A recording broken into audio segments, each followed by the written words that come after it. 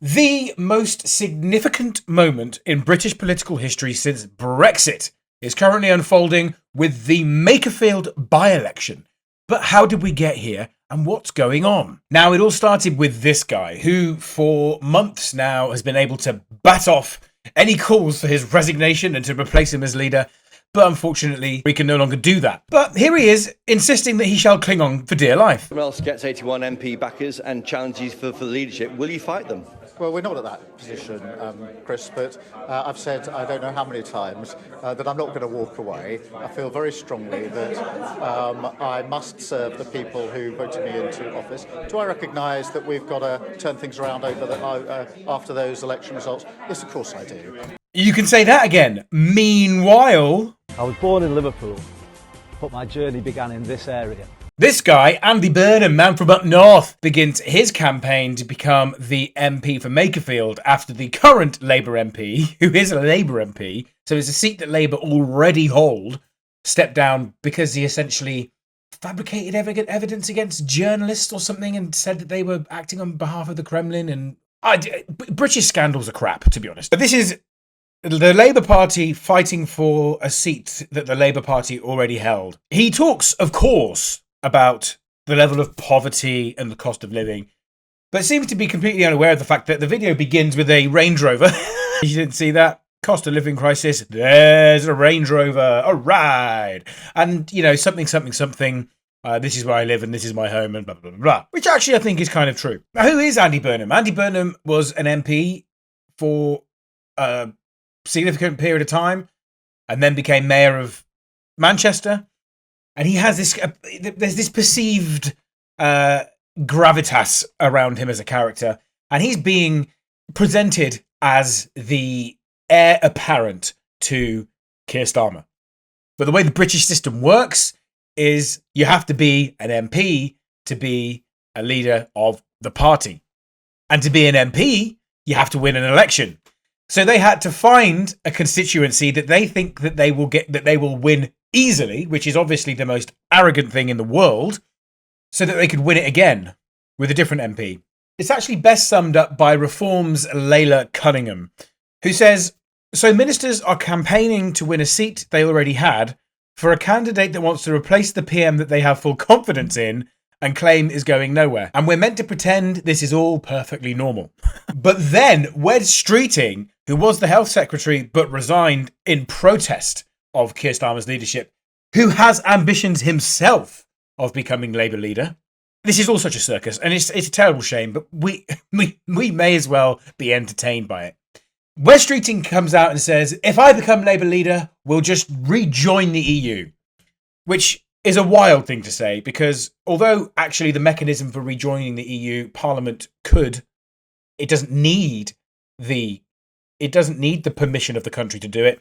If Parliament voted it in, it could happen. But obviously we left the EU by a referendum mandate. But he was doing this because he knows that he's going to have to force Andy Burnham to set out his position. Now, Andy Burnham said, "Oh no, we wouldn't rejoin. No, it's been settled." But the internet is forever, and this clip began to surface. Long term, I'm going to be honest. I'm going to say it.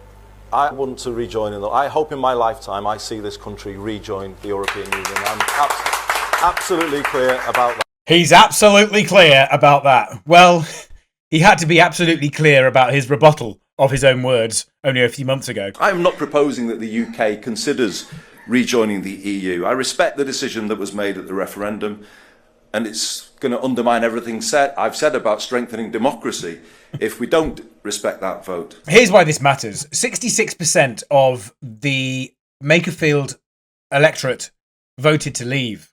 It ain't a pro-Remain constituency. It certainly isn't politically expedient to say what you really think, Andy, is it? Then, of course, because the internet is forever, a video emerged of Andy Burnham saying that men who identify as women should be able to waltz into female toilets whenever they want and use them. Clearly there is a group of people who do feel that toilets should be safe space only for women.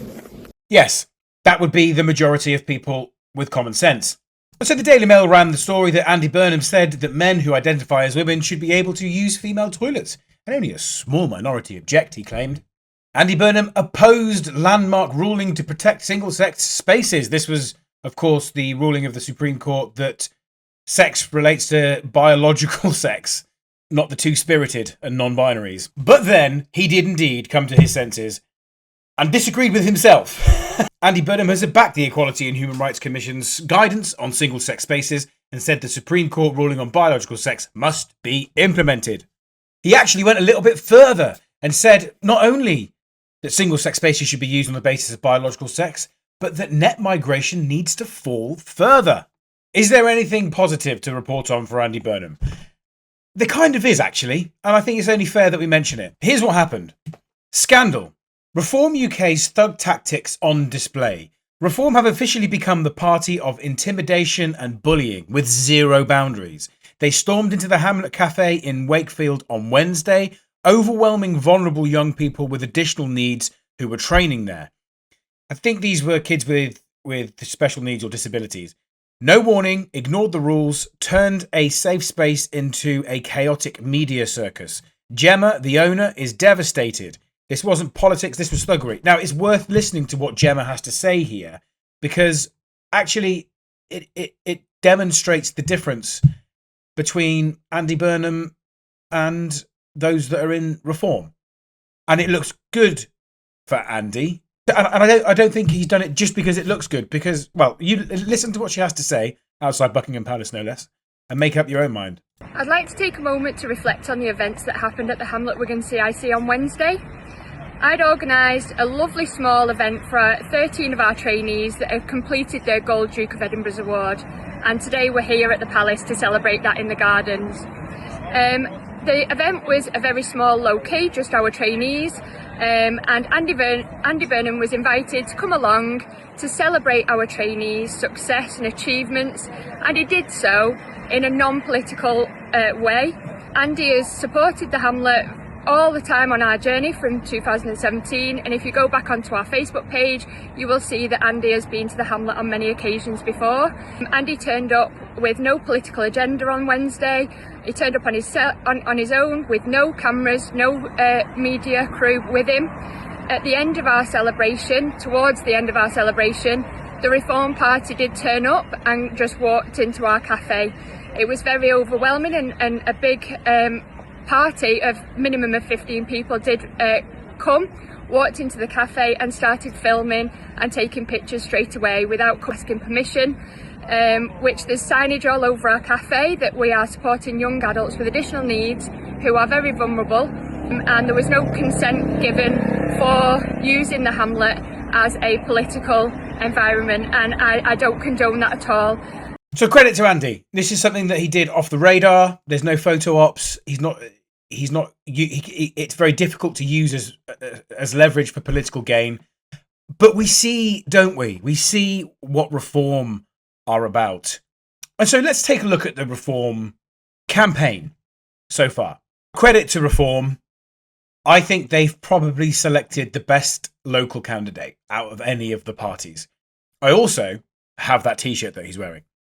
But this is a little. We'll take a little taste of who Robert Kenyon, the Reform candidate, is. I was born in Makerfield. If I was elected, I'd be the first person born in the constituency to become the MP. I don't think any MP that's ever stood in Makerfield was actually born in the area. I'm a plumber, gas engineer. I've done that for a long time. I did my apprenticeship when I was 18. I love being a plumber. I do enjoy it. It's hard, but I do enjoy it because I do take pride in the work. I don't think. So, a local guy, plumber, born there. They've learned their lesson. The previous by-election, Gaunton and Denton, they lost because they airdropped in an outside candidate. I personally thought at the time, and still do, and are completely unimpressed by him, that he was a poor candidate. Very unimpressed by Matt Goodwin. Don't know what the appeal is. Not for me. This is the sort of stuff that resonates with people. This is very good politicking, and it's also right for the people of Makerfield. He wasn't without some scandal. It turns out that he had his X or Twitter page suspended for some tweets. But the thing is, people on the left see that as like a ha-ha. Got ya. But for people that are centre or right of centre, it's really not a big deal. Obviously, there is a limit. You know, if he went into a cinema and filmed himself shouting, fire! Obviously, we would say, yeah, that's probably a deal breaker, not the right candidate. But if he's expressed some opinions that people don't like, or, you know, for most people looking at a story like that, they're going to say, ugh, and certainly the voters aren't going to look at that and say, oh, we can't possibly vote for him. And then Nigel Farage and Reform put out a really quite fantastic piece of content, which was just essentially Nigel Farage and Robert Kenyon driving around in his white van having a chat. We'll listen to a little bit of it, not too much of it, but just to get a kind of flavour. 2 days ago, my 17-year-old apprentice was sat there, and you'll be all right. This is the place where I worked when I left school. When I left school, I went straight into work, and it was a factory that made scaffolding, reconditioned it, so there'd be a shop blaster blasting all the dust off and the paint. So you'd be welding, and then you'd be painting it as well. So it was an horrible, dusty job. And it was a hard job, you know, for such a young lad. And the money was terrible as well, but it was doing that job that made me realise I wanted to do something else. So that's when I learned. This is good stuff. I was really impressed when I saw it. It's just a shame that Reform are the pretender party, the paper tiger party. I believe they're inauthentic. They've accepted ex-Tories into the party like we accept illegal migrants on dinghies. The way Reform operate is they wait for Restore or Rupert to test a policy nationally, because Rupert has the courage and the conviction to go straight to the country with what he believes. He doesn't really falter, and there's not much bandwidth. These are his beliefs and his principles, and he's consistent. And he was kicked out of Reform for holding what Nigel believed to be unelectable opinions and views. It's since transpired that actually a lot of the country is aligned with Rupert and the message of Restore. And so Reform will then adopt the more purist Restore policies once they know they're safe. They don't take the risk up front. They wait for Rupert and Restore to take the risk, and then they adopt the policies. That's not to say that they're not going to attract good people, and I'm being as honest as I can in this assessment. Robert Kenyon, if they win this, it will be because they selected such a good candidate. But let's get on to Restore. Now, Rupert announces Rebecca Shepherd, a local businesswoman, as the candidate for Restore Britain. A solid choice, no doubt about it, a solid choice. I like her. I think she comes across well. I think Rob Kenyon for Reform as a candidate versus candidate, parties to one side. Reform are leaning into the working man narrative. Restore are leaning into the entrepreneurial business narrative. But the Reform brand is not as strong, I don't think, as people believe it is. I think it's inauthentic. I think it's unimpressive. And this is the difference between Reform and Restore. Restore as a brand is so trusted. It stayed true to itself with the selection of this candidate. Rupert is a man that understands that entrepreneurs generating wealth for themselves and, as a consequence, other people, because it requires employment and the engagement of people in the economy, has selected a candidate that reflects that. And the Restore brand, I think, will be shown to be far more trusted and authentic and true than the Reform brand. You have to adopt the attitude I adopt in Parliament, which is the three key words are I don't care. People say that we're racist or whatever, but you have to sleep in a bed, don't you, with all of your children, one bed, 4 people, and was told that immigrants took precedence over them getting help. I can't stand by and let that happen. I can't. It's just not that we don't want to help, we do, but what about our people? So, what does all this mean? Where's the Greens? What's the Conservatives? What's happening with the Conservatives? Is there any polling? One of the most interesting things to note, and that meme is hilarious, by the way, is that there's something of a disconnect. There's the establishment polling, and then there's the betting market and what's happening locally. Rupert's done some really interesting independent stuff on this as well. So we can see here that Restore Britain to win in Makerfield is now at 6-1 from 50-1. So that was a big jump. And then GB Politics reported that betting activity in the Makerfield by-election since markets opened shows the following shares. Restore Britain, 51%. Labour, 23%. Reform, 23%. Greens and Conservatives, barely mentioned. The Conservatives have put a candidate up. I'm delighted that Michael Winstanley is standing for the Conservatives in Makerfield. There he is. The Greens, on the other hand, have had an absolute mare. And it is glorious to see. Their candidate, Chris Kennedy, withdrew for personal reasons. But it also transpired that Chris Kennedy shared posts describing the attack on the Jewish ambulance in London as a false flag. He apologised and removed the shares, then pulled out. I don't think they've put anyone up since, actually, have they? Then it transpired that old Zach, get yourself to Turkey to sort your teeth out, make a woman's breasts grow by hypnotising them, Polanski, is facing a formal investigation by the London Assembly Standards Commissioner over whether he paid his council tax. These are people whose very existence is defined by the fact that they want people to pay more tax, and he's not even paying his own. Needless to say, this is a three-horse race between Labour, Reform and Restore. The first actual by-election poll released has put Labour first, Reform second and Restore third. Now, considering Restore didn't exist 5 minutes ago, such is the trust for the brand, the Restore brand, that they're already making a mark. The most interesting polling, though, has come from Rupert himself. That previous poll that we looked at by Servation was 369 people, I think, in that region. Restore Britain have canvassed doorsteps, 1,010 doorsteps. And these are the results. For Restore Britain, 24.6%. Definitely against Restore Britain, 31.2%.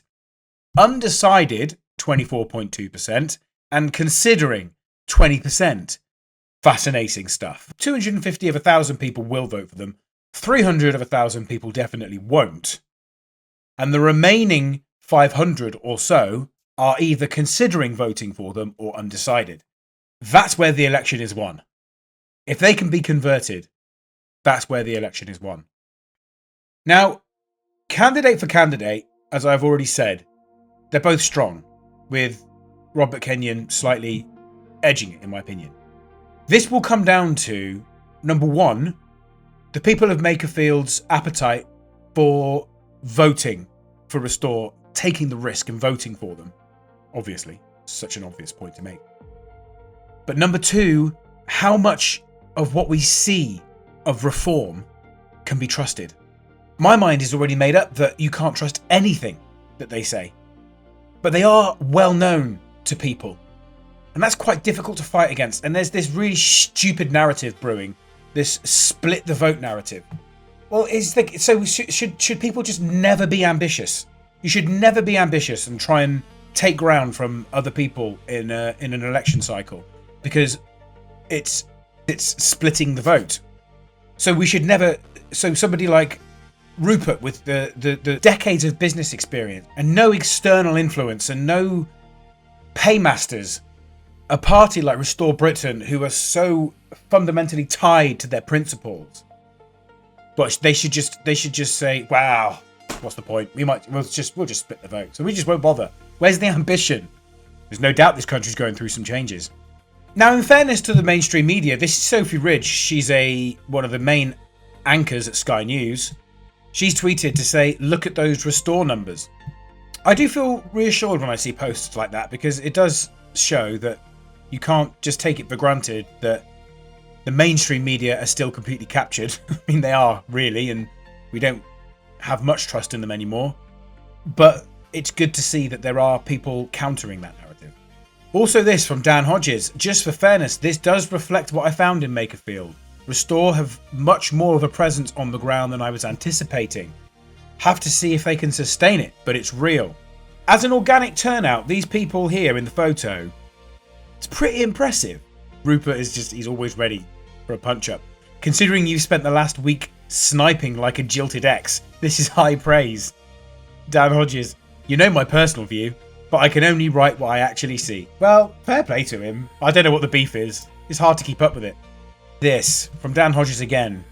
"This is what will now happen. Reform will launch a frenzied attack on Restore to try and squeeze the Restore vote. And the effect will be to dramatically increase the salience of Restore and have the completely opposite effect. We can only hope. Such is the nature of the unpredictability of democracy and politics, we've accidentally found ourselves a new superhero. This gentleman here, and the 13 minutes or so that Will Coleshill spoke to him for, considering that everything he said was off the top of his head, in a world of AI and social media cheat codes, what this guy said was nothing short of sensational. And it's all spoken about by me in the video that should be showing as up next on your screen right now. Thank you for watching. Please do click on that. If you've got anything that you would like to say, comment. Tell me. If you think I am off my head and I don't know what I'm talking about, maybe you're a die-hard reform groupie like Alex Phillips. Maybe you agree with me that Restore are the ones. Maybe you think the Restore candidate is the better candidate. Maybe you actually are going to vote for that bloke from the Conservatives. Whatever it is, comment, like and share, and subscribe. Thanks for watching.